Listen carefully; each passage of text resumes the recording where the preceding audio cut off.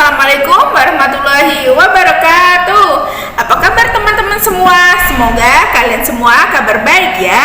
Nah, pada kesempatan kali ini kita akan belajar tentang ciri-ciri orang beriman kepada kitab-kitab Allah.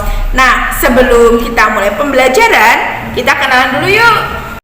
Halo, aku Arina Gian Ananda. Hai, aku Nasrul Hasib.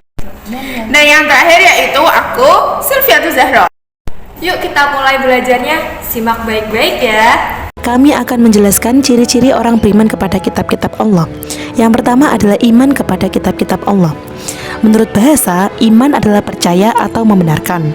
Menurut istilah, iman adalah kepercayaan yang diyakini kebenarannya di dalam hati, diucapkan dengan lisan, dan diamalkan dengan perbuatan.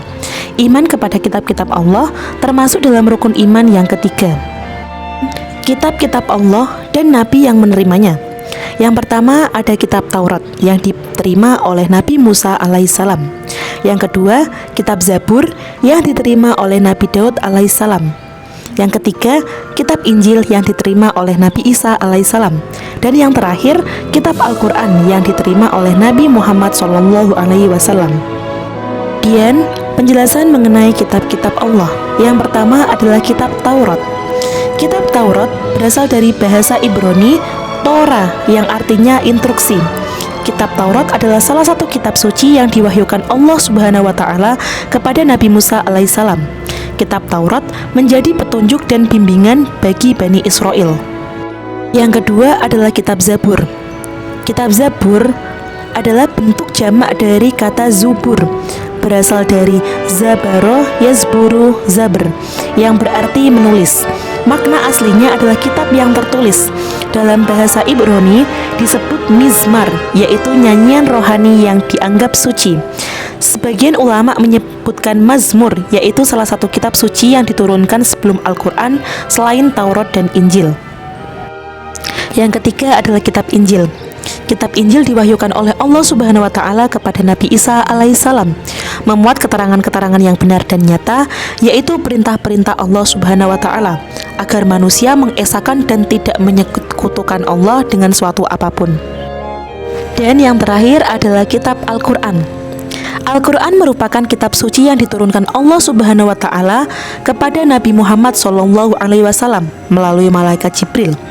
Al-Quran diturunkan tidak sekaligus, melainkan secara berangsur-angsur.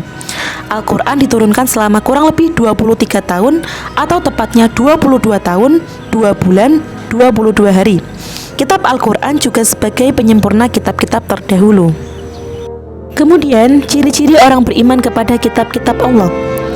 Yang pertama adalah meyakini bahwa sebelum Al-Quran, Allah Subhanahu wa taala menurunkan kitab-kitab kepada Nabi dan Rasul-Nya. Yang kedua, meyakini dengan sebenarnya bahwa kitab yang terakhir adalah Al-Quran yang berfungsi sebagai pedoman hidup. Yang ketiga, meyakini bahwa teks asli dari kitab yang telah lalu telah hilang dan bahasanya telah mati sejak berabad-abad silam, dan hanya ada Al-Quran yang sampai sekarang tidak pernah berubah, bahkan satu huruf sekalipun. Yang keempat, meyakini bahwa Al-Quran adalah mukjizat Nabi Muhammad SAW sebagai penyempurna kitab-kitab terdahulu. Dan yang terakhir, menyembah dan beribadah hanya kepada Allah Subhanahu wa taala.